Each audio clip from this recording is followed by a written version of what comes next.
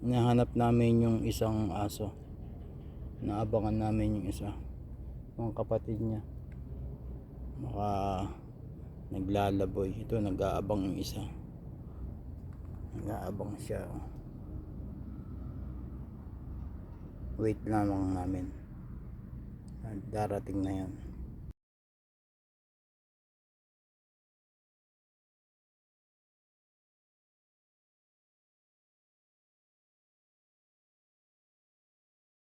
Guys, 3 araw na kaming naghahanap sa kapatid niya.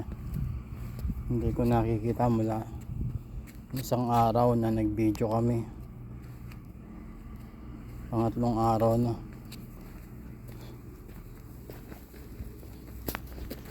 Wait, wait. Wait for me. Come. Wait. Slowly. Wait.